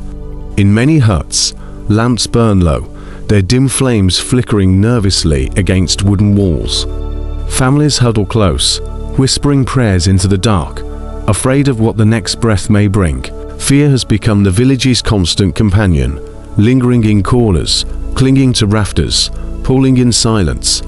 Inside a small cottage near the edge of the village, a woman sits beside her husband, who lies sprawled on a straw mattress. His skin glistens with fever, sweat soaking the edges of his tunic. Every few seconds, his chest rises in shallow, uneven pulls. The air around him smells of vinegar, herbs, and illness, a sour mixture that clings stubbornly to the throat. The woman dips a cloth into a bowl of cold mint water and places it on his forehead. He winces, mutters something incoherent, and turns his face toward the wall. She brushes his hair back with trembling fingers, careful not to touch his lips or breath. Her fear is silent, but immense. A widely accepted historical truth lies in this fragile scene. During the plague, families cared for their own, even when doing so risked their lives. There were no doctors for peasants, no medicine beyond herbs and prayer, no safe distance when love demanded presence, and yet, families remained at the bedsides of the sick, torn between devotion and dread. In another cottage, two sisters tend to their younger brother. They have placed him on a bed of fresh straw, believing it will pull illness from his body. A clay bowl of vinegar sits nearby, its sharp scent mixing with the earthy smell of damp straw. One sister holds his hand, though she covers her own with cloth. The other burns a bundle of sage, letting the smoke drift above him in lazy, twisting ribbons. "Does it help?" the younger sister whispers, her voice cracking with exhaustion. "It helps to hope," the older replies, repeating the healer's words from the day before. A soft joke breaks the tension. The older sister mutters that the sage smells strong enough to chase away even the rats in the barn. The younger gives a small, tired smile, whispering back that the rats probably prefer the barn at this point. Their laughter, if it can be called laughter, is a faint flutter in the oppressive quiet. Across the village, the healer moves from house to house with her brazier, the smoke of juniper swirling around her like a dark veil. The herbs crackle softly, releasing fragrant haze into the cool night air. Her steps are slow, her face drawn and pale from days of sleeplessness. In each hut she enters, the air grows warmer, thicker, heavy with fever and whispered desperation. A lesser-known detail drifts through these moments. Some healers used a mixture of crushed garlic and mint smeared on linen to cover their faces. Believing the strong smell acted as a barrier against bad air, the healer adjusts her cloth mask often, though she knows its protection is mostly imagined. She kneels beside a young man in a far cottage, his breath rattling harshly. A purple swell rises beneath his jaw, the skin surrounding it taut and fever-hot. She touches the edge of the swelling with a cloth-wrapped hand. He screams through clenched teeth. The sound echoes through the cottage, bouncing off narrow walls. His mother collapses onto her knees, sobbing. The healer murmurs calm words, though her own voice is thin. She prepares a poultice, crushed mint, wild garlic, a bit of honey, and presses it gently against the swelling. The young man groans, then falls silent, chest heaving. His mother asks if he will survive. The healer gives the only answer she is left. "We will try." Outside the hut, the night feels colder. A disputed historical question lingers softly in the dark. Did any of the home remedies help? Some scholars argue that certain herbs offered mild relief. Others insist nothing slowed the plague's advance. But in villages like this one, remedies offered something else, a sense of action in a world collapsing beyond comprehension. Back in the lanes, villagers walk with slow, cautious steps. Some carry bowls of hot broth to the sick, others bring bundles of herbs or freshly washed cloths. They avoid touching one another, even in passing. Eyes dart nervously, scanning for signs of fever. Breath is held, measured, quiet. Yet even in fear, small acts of tenderness persist. A mother leaves a loaf of bread at the doorstep of a family too ill to cook. A man draws water for his sick neighbor before returning home to tend his own fever.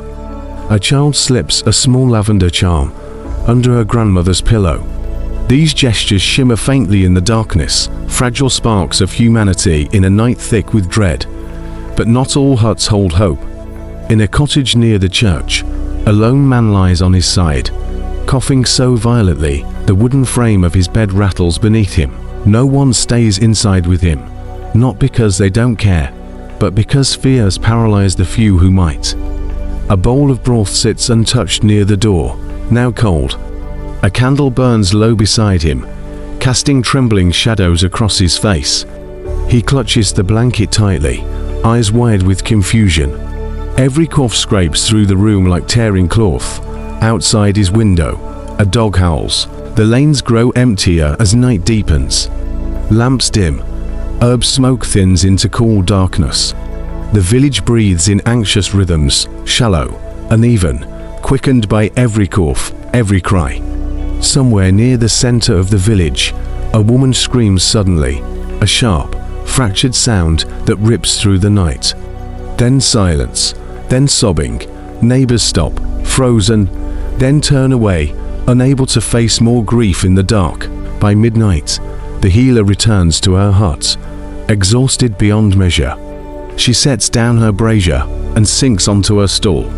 Her hands tremble as she removes the vinegar-soaked cloth from her face. Her breath comes unevenly. She knows this night will repeat itself tomorrow, and the day after, and perhaps long after that. Isolation becomes a living creature in the village, moving through huts, settling in corners, pressing against the hearts of the living. Yet within that isolation, something unexpected flickers, a stubborn, fragile determination to care for one another, even when fear demands distance. The plague has taken root, but so has resilience, quiet, small, but present. Dawn creeps into the village without color, without warmth, and almost without sound, a thin, pale breath of light that touches rooftops as gently as a trembling hand. The air is cold enough to stink, and it carries the scent of damp straw, wood smoke, and something sharper beneath it. The faint, unmistakable smell of sickness lingering after a long night. The village looks the same as it did yesterday, but something deeper has changed. It hangs in the silence, in the stillness, in the way doors open only a crack instead of fully. Survivors step out slowly, blinking against the grey light. Their movements are cautious, as though the very air might bite. A few carry bowls of water warmed over weak fires. Others clutch bundles of herbs, not because they believe the herbs will save them, but because empty hands feel too vulnerable. Some wear cloth masks dampened with vinegar. Others wrap scarves around their noses and mouths. Fear has wrapped the village like a tight band. The night's losses reveal themselves one door at a time. A young woman steps outside her hut and carefully hangs a piece of blackened cloth over the doorway, a quiet signal that someone inside has died. Her expression is hollow, her eyes swollen from exhaustion. She lowers her head as neighbors pass, too weary to speak, too afraid to approach. The cloth flutters weakly in the morning breeze, the fabric stiff with dried tears. A widely accepted historical detail hums quietly through this gesture. During plague years, families marked their doors not for ceremony, but for warning. A sign for others to keep away, or to send food but not knock, or to pray from a distance. In another cottage, a man emerges looking older than he did yesterday, not from years, but from grief. His wife, who still breathed at dusk, no longer does. He presses a hand to his forehead, holding himself steady against the wall. A neighbor stands several paces away, unsure whether to offer comfort or space. After a long pause, she sets a loaf of bread on the ground and retreats. Kindness delivered at a distance. Inside homes, the survivors move among shadows of loss. A child sits silently beside his mother's empty bed, clutching a wool doll she sewed for him months ago. A woman wipes the brows of her fevered husband, humming an old lullaby, though her voice shakes. An elderly man, now too weak to rise, whispers the names of those he has outlived, each name falling like a quiet stone into the room's dim air. A lesser-known detail flickers gently here. Survivors often experienced hallucinations after days without sleep, dehydration, or fever. Some believed they saw spirits lingering near the dying. Others claimed to hear voices calling from empty corners.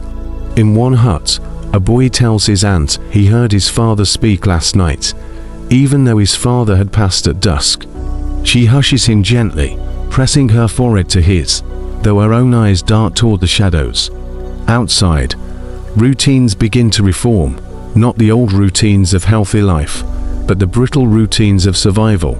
A group of villagers gather at the well, standing in a rough circle, avoiding one another's breath. They lower the bucket together, but no one volunteers to touch the handle first. Eventually, an elderly man steps forward, muttering that he's lived long enough to risk his hands. Someone whispers a soft joke that old age makes one brave, or foolish, or both. The humor trembles, but it lifts a little weight. Food becomes another quiet test. The fields remain mostly untended, but small tasks begin to reappear.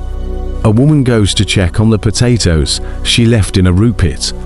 A boy feeds a goat by holding out grain on a wooden board rather than in his hands. A man sharpens his axe, though his arms shake with each motion. Hunger pulls them forward where fear paralyzes them.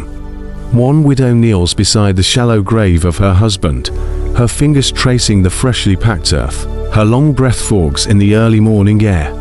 She does not cry, or perhaps she has no tears left. She murmurs to him as though he still lies within earshot. A disputed historical question drifts gently here. Did survivors in plague years recover emotionally, or did grief alter them permanently? Records show both truths. In this village, grief settles like dust into every fold of life, not crushing, but constant. The healer walks the lane slowly, exhaustion pulling at her shoulders like stones. Her braids hang loose, her apron stained with herbs and sweat. She carries no brazier today. She has burned through nearly all her stores of juniper and sage. Instead, she carries linen cloths and 2 small jars, mint and vinegar. She stops at each door, listening, sometimes entering, sometimes simply murmuring words meant for comfort. She touches no one directly, but her presence alone steadies trembling breath. At the cottage near the well, she finds a young woman sitting beside her fevered sister. The sister's breath is weak, her skin mottled with dark patches. The healer kneels, checking her pulse with cloth-wrapped fingers. She looks up at the young woman, who asks in a small voice, "Will she live?" The healer hesitates, and silence answers more clearly than words. The young woman begins to shake, not with grief, but with the dread of being left alone. The healer places a mint-scented cloth in her hands, and whispers that she must keep her sister cool, must breathe slowly, must not give in to fear. The words are not promises, but they hold her together. In the lane, 2 men speak of leaving the village entirely, fleeing to the woods or to distant hill farms where the sickness may not have reached. Another man overhears and says bitterly that sickness travels faster than feet. A soft joke slips out. He mutters that even the crows are faster than them these days. The others attempt to laugh, though it sounds more like a sigh. By afternoon, a faint, fragile change begins to appear. A boy who had been feverish the day before sits up weakly, sipping warm broth. A woman who coughed all night now rests more deeply, her breathing slow but steady. An elder who nearly collapsed at dawn takes a few cautious spoonfuls of watered ale. These small improvements flicker through the village like timid rays of light, offering no certainty, but offering something. Survivors begin to recognize one another in the lanes, not with smiles, but with small nods, the kind that say, "You are still here. I am still here." They move carefully, slowly, aware of every breath, every tremor, every new sound. The plague has not gone, it has merely paused. But even pauses are something to cling to. As dusk settles again over the village, a few cottages leave their shutters slightly open to let in the cooling air. Lamps flicker softly. A thin trail of bread aroma escapes from one hut, where a weary woman has found the strength to bake a rough, misshapen loaf. A child laughs quietly at the crook's shape. His mother kisses his hair, tears slipping silently down her cheek. Not only grief, but relief. The village is far from safe, far from healed, far from at peace. But in the fragile breath between terror and exhaustion, survivors begin to gather themselves, slowly, tremblingly, but unmistakably, into the faintest shape of entrance. They do not know what tomorrow brings, But they have lived through this day, and for now, that is enough. Evening drifts into the village with a weary gentleness, spreading a soft, muted glow across the thatched roofs and leaning fences. The sky holds the faintest sweep of rose along the horizon before sinking into a quiet slate grey, a colour that feels strangely fitting for a place caught between grief and survival. The air cools quickly, settling in thin layers over the earth, carrying the smell of damp soil, old smoke, and the faint bitterness of burnt herbs. It is a calmer night than those before, not peaceful, but subdued, as though the village itself exhales after many days of holding its breath. The survivors step outside slowly, drawn by the cooling air and the need to see one another in the fading light. Their movements are cautious, but not as frantic as in previous days. They linger near thresholds, leaning on fences or sitting on overturned buckets. The weight of fear remains, but it has shifted, softened slightly, made bearable by exhaustion and the simple fact that they are still breathing. Near the well, two elders speak quietly about the day's losses and the day's mercies. One mentions the boy whose fever finally broke at midday, how he managed a few sips of broth, and even muttered a complaint about its taste. The elder beside him huffs softly, saying that a complaining child is a hopeful sign. Their tired humor warms the air for a brief moment, a small ember glowing in the dusk. In a cottage near the fields, a woman who survived the worst of her fever steps carefully onto her porch. Her legs tremble beneath her, thin from days without food. She grips the wooden post, inhaling the cool air deeply, as though testing the world again. Her daughter stands beside her, one hand hovering near her back without touching, afraid to risk breath or skin.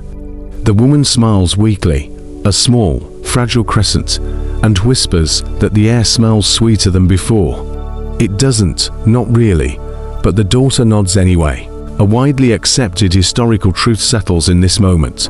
Those who survived the plague often carried deep, lingering weakness, their bodies reduced by fever, their minds haunted by the sickening quiet of those they had lost. Survival came with scars, physical, emotional, invisible, and permanent. Across the lane, a group of villagers sit on the ground in a wide circle, spaced apart, but sharing the same patch of fading light. They talk in low voices about rationing grain, about the fields that need tending, about which families will need help once the sickness loosens its grip. The conversation shifts slowly between despair and determination. A man jokes that if anyone sneezes near the barley tomorrow, he will personally chase them away with a stick. Another replies that the barley might run away on its own by now. Their laughter floats upward, thin but present. In the healer's hut, a quiet candle burns beside her few remaining jars of herbs. She sits hunched on a stool, head bowed, hands resting in her lap. Her eyes are heavy, but they still scan the room as though expecting another knock at the door, another cry for help. A lesser-known detail lingers in her exhausted stillness.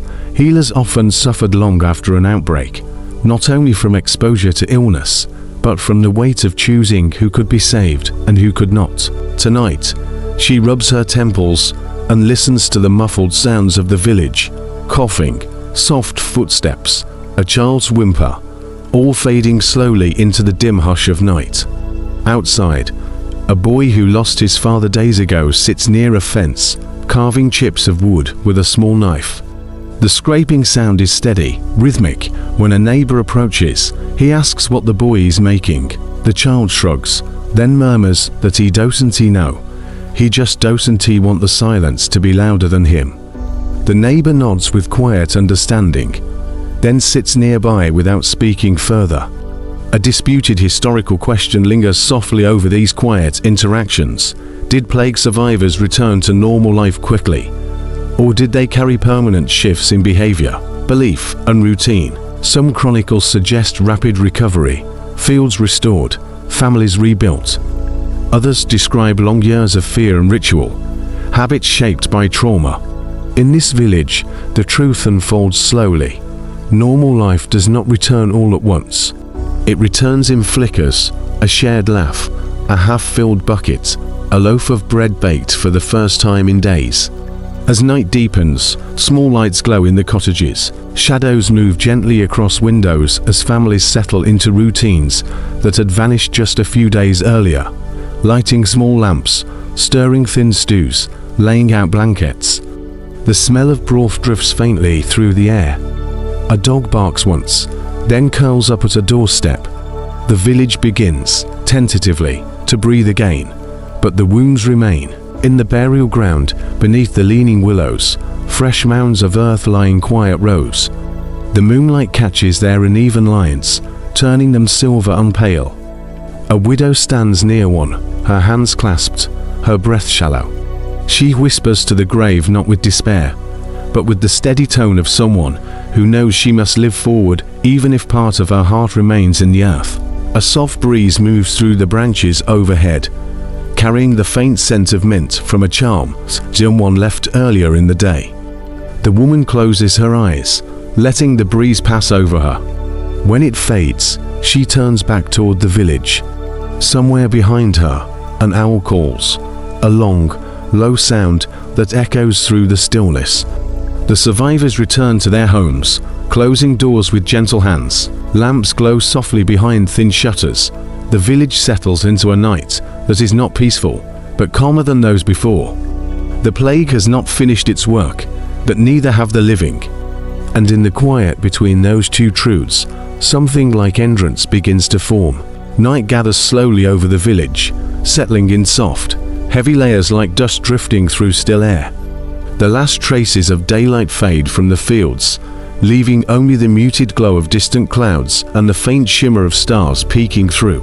A deep quiet envelopes the lanes, not the tense, fragile silence of fear, but a kind of weary exhale, a stillness shaped by all that has already passed.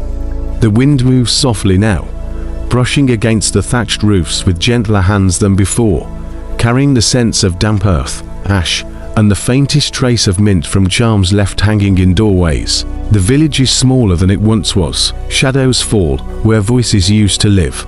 Empty homes lean slightly, their shutters closed, their hearts cold. Yet among these pockets of absence, light flickers from several cottages, warm and fragile. Inside them, the survivors breathing calm, measured rhythms, not safe, not certain, but alive. At the far edge of the village, the healer stands alone, gazing toward the hills where the road bends and disappears into the night. She wraps her shawl tightly around her shoulders. Her eyes, rimmed with exhaustion, watch the stillness with a kind of weary hope. She has not heard a new cough in hours. No new fevers have been reported since midday. The herbs she burned earlier linger in her clothes, comforting in a way she hadn't expected. A widely accepted historical truth settles in her thoughts. In some villages, the plague passed quickly, like a violent storm that tears through, then leaves without warning. 1 week it arrives, the next, it loosens its grip. And though its shadow remains, its claws withdraw. She wonders if this night marks such a turning. Near the well, a small cluster of villagers sits in the cool darkness, spaced carefully apart, but close enough to share the same patch of quiet. They speak in low voices, their words softened by the hush of evening.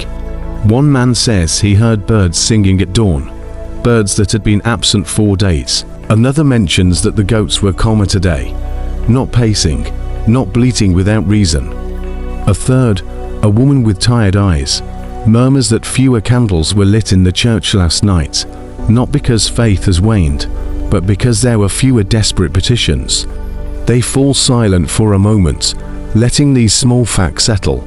Even hope feels fragile enough to crack if held too tightly. A soft joke drifts into the darkness. One man mutters that if the plague truly is leaving, it can take the geese with it.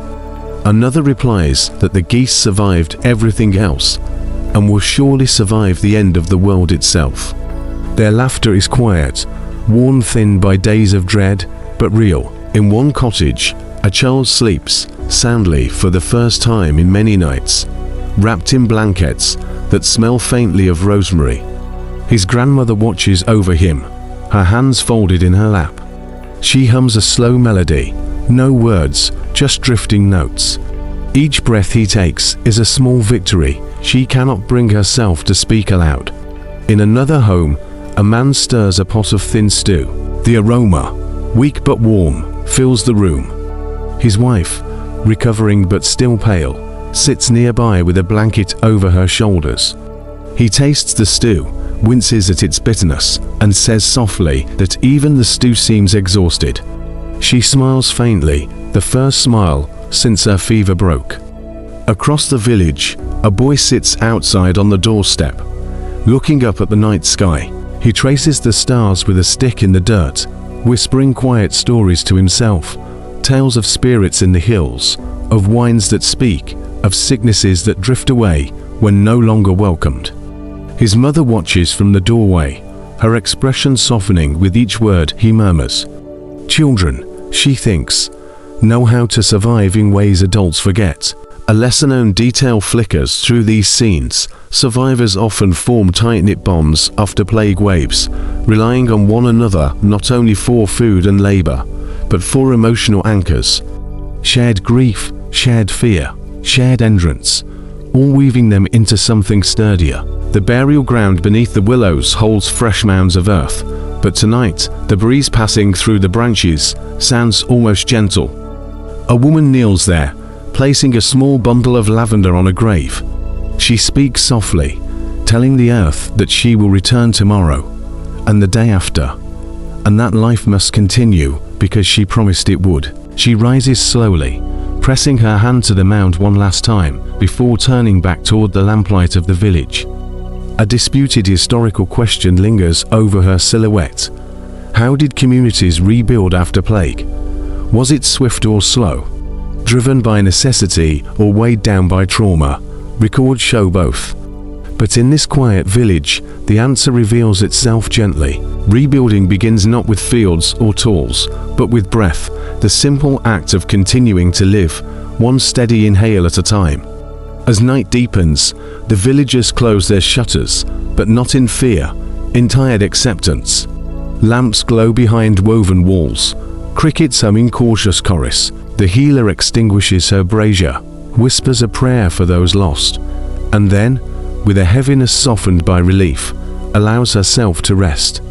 The plague has not vanished, its shadow lingers, but its storm has moved on, drifting like a dark cloud toward distant valleys. The surviving villagers lie down in their narrow beds, heartbeats slow, breath steady, and for the first time in many nights, sleep does not feel like surrender. It feels like survival. The village grows quiet now, settling the way dust settles after a long day of wind, slowly, gently, almost gratefully. The night deepens into a soft, velvety darkness that wraps around the cottages, and narrow lanes like a warm, heavy cloak. Lamps burn low behind shuttered windows. The faint glow they cast seeps through the cracks in thin, wavering lines, barely bright enough to touch the ground. The air is changed. It no longer trembles with panic. It no longer tastes of sharp herbs and smoke. It simply rests. Over the fields, a low mist gathers, silver under the moonlight. It drifts between fence posts, over patches of barley, through small hollows in the land. Each curl of mist moves with unhurried grace, as though the earth itself has slowed its pulse. The sounds that remain are soft, a faint rustle of straw as an animal shifts in sleep, the quiet creak of wood cooling after the day's warmth, the distant call of an owl gliding over the burial ground. Inside the surviving cottages, breath settles into deeper rhythms. Blankets rustle softly, someone sighs in sleep, someone murmurs a name, a child curls closer to a parent, a mother presses a hand against her heart and feels, for the first time in many nights, that it beats without fear chasing it. The healer sits near her darkened brazier, listening to the stillness.